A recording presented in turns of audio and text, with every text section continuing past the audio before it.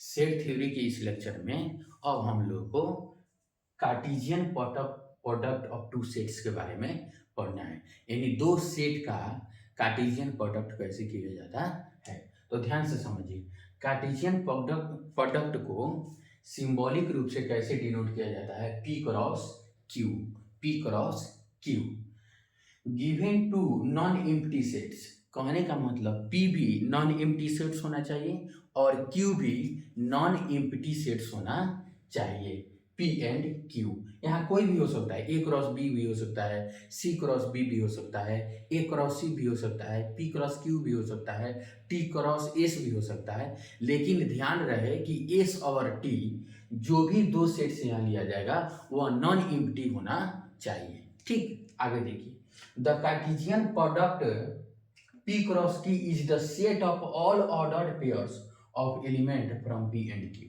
यानी P और Q से ऑर्डर्ड पेयर में यदि एलिमेंट को लिया जाए तो उसे क्या कहा जाता है, कार्टेशियन प्रोडक्ट कहा जाता है। अब ध्यान से P क्रॉस Q का मतलब होगा P कहां से लिया गया, कैपिटल P से, और Q कहां से लिया गया, कैपिटल Q से, यानी सेट P से और सेट Q से। ठीक है, और यदि हम Q क्रॉस P लिखें तो Q कहां से लेंगे, सेट Q से, और P कहां से लेंगे, सेट P से। जनरली सेट P और सेट Q अलग अलग होते हैं, सेट P और सेट Q अलग अलग होते हैं, इसलिए P cross Q cross P के बराबर नहीं होता है।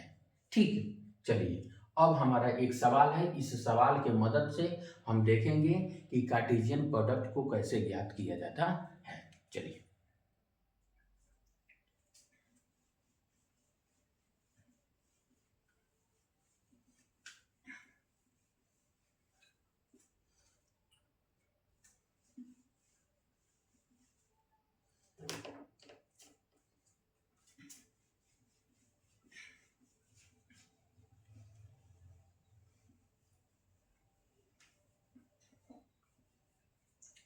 अब हमारा सेट P में जो एलिमेंट है, कौन कौन एलिमेंट है, चलिए 1 2 और 3, कौन एलिमेंट है, 1 2 और 3। Q में कौन एलिमेंट है, 1 और 2, 1 और 2। ठीक, अब चलिए P क्रॉस Q कैसे लिखते हैं, P क्रॉस Q, यहां से एक एलिमेंट लेंगे, यहां से एक एलिमेंट लेंगे और इसके सभी एलिमेंट से क्या करेंगे, ऑर्डर्ड पेयर लिखेंगे। जैसे 1 कोमा 1, फिर 1 कोमा 2, चलिए 2 कोमा 1, फिर 2 कोमा 2, चलिए और फिर क्या लिखेंगे, 3 कोमा 1, और फिर क्या लिखेंगे, 3 कोमा 2, 3 कोमा 2। ठीक,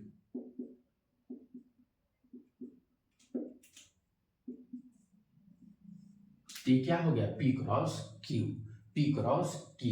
और P क्रॉस Q में कितने एलिमेंट होंगे, जितने P में एलिमेंट होंगे गुना जितने Q में एलिमेंट होंगे। तो 3 इसमें 2 इसमें 6, तो 1 2 3 4 5 6। अब हमको क्या करना है, Q क्रॉस P लिखना है। ठीक, तो Q cross P is equal to, Q cross P हो गया। अब चलिए Q का एलिमेंट 1, तो 1 का पेयर 1 के साथ, चलिए फिर 1 का पेयर 2 के साथ, चलिए फिर 1 का पेयर 3 के साथ, चलिए और फिर 2 का पेयर 1 के साथ, चलिए और फिर 2 का पेयर 2 के साथ और 2 का पेयर 3 के साथ। तो 2 का पेयर 2 के साथ और 2 का पेयर 3 के साथ। तो यह क्या हो गया, Q क्रॉस P हो गया, Q क्रॉस P हो गया। तो Q के जो एलिमेंट हैं, यानी फर्स्ट में जो एलिमेंट आएंगे, फर्स्ट नंबर पर जो एलिमेंट आएगा वह सेट Q से आएगा, दूसरे नंबर पर जो एलिमेंट आएगा वह सेट P से आएगा। इसमें फर्स्ट नंबर पर जो एलिमेंट आएगा वह सेट P से आएगा, दूसरे नंबर पर जो एलिमेंट आएगा वह सेट क्यू से आएगा। तो यह पी क्रॉस क्यू है, यह क्यू क्रॉस पी है, लेकिन यह दोनों एक समान नहीं है। यह दोनों एक समान नहीं है। एक समान इसलिए नहीं, इसमें 2 क्रॉस 3 है, इसमें 2 क्रॉस 3 कहीं भी है नहीं है। 3 क्रॉस 2 है, इसमें 3 क्रॉस 2 कहीं भी है नहीं है। तो यह दोनों एक समान नहीं हुआ, यह दोनों एक समान नहीं हुआ। ठीक है, यह दोनों एक समान तभी होगा जब दोनों सेट क्या होगा, आपस में बराबर होगा। दोनों सेट क्या होगा, आपस में बराबर होगा। लेकिन अब चलिए एक सेट और लेकर हम क्या करते हैं, बताते हैं कि कैसे कार्टेशियन प्रोडक्ट लिखा जाता है।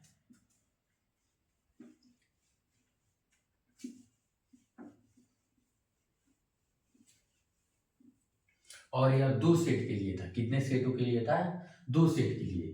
3 सेट के लिए भी कार्टेशियन प्रोडक्ट लिखा जाता है, लेकिन अभी हम लोग 2 सेट का ही चर्चा कर रहे हैं। तो चलिए एक और उदाहरण लेते हैं और फिर सीखते हैं कि कैसे कार्टेशियन प्रोडक्ट लिखा जाता है। जैसे अगर सेट ए में जो एलिमेंट है वह क्या है, 2, 5, 3। ठीक है, सेट बी में जो एलिमेंट है वह क्या है, 2 और 4, 2 और 4।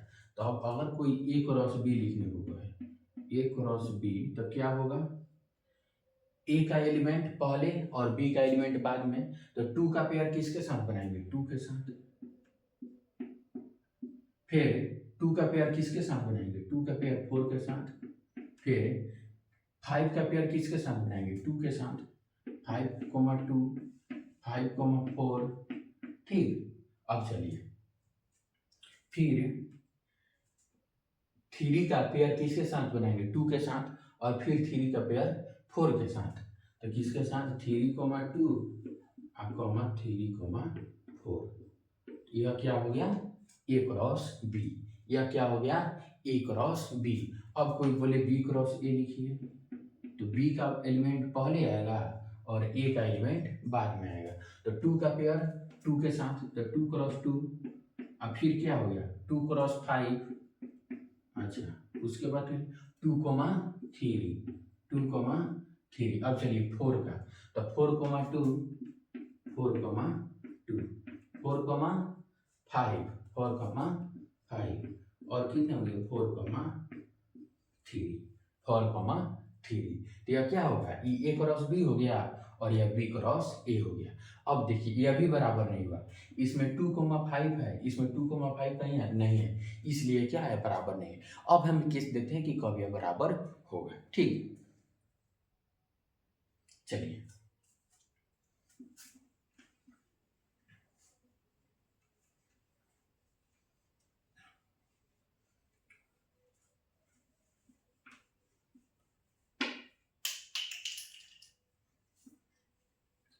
चलिए अब फिर लेते हैं एक टी सेट लेते हैं जिसमें एलिमेंट रखते हैं ए क्रॉस 2, 1,2। एक एस सेट लिखते हैं और उसमें भी एलिमेंट लिखते हैं 1,2। अब देखिए टी क्रॉस एस लिखते हैं तो क्या आएगा, 1,1, 1,2। फिर क्या आएगा, 2,1 और फिर 2,2। अब चलिए अब एस क्रॉस टी लिखते हैं तो क्या आएगा, 1,1।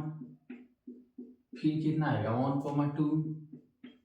अब देखिए फिर आएगा 2,1 और फिर आएगा 2,2।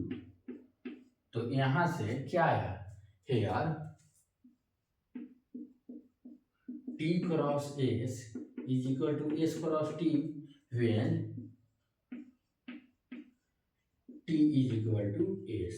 क्या आया, जब एस और टी दोनों सेट क्या हो गया, बराबर हो गया। क्या हो गया, मतलब टी सेट भी बराबर है और एस सेट भी बराबर है, यानी टी सेट और ए सेट एक दूसरे के क्या है, बराबर है। तो उसे हम क्या करेंगे, उसे हम दोनों का कार्टेशियन प्रोडक्ट यानी t cross s is equal to s cross t होगा। ठीक है, तो इस कार्टेशियन प्रोडक्ट को कैसे लिखा जाता है इसको सीखना है और देखना है कि कब बराबर होगा। Generally t cross s is not equal to s cross t, यानी जनरली दोनों आपस में बराबर नहीं होते हैं, लेकिन एक ही शर्त पर बराबर होते हैं, जब दोनों सेट क्या हो, एक दूसरे के बराबर हो। Thank you for watching this.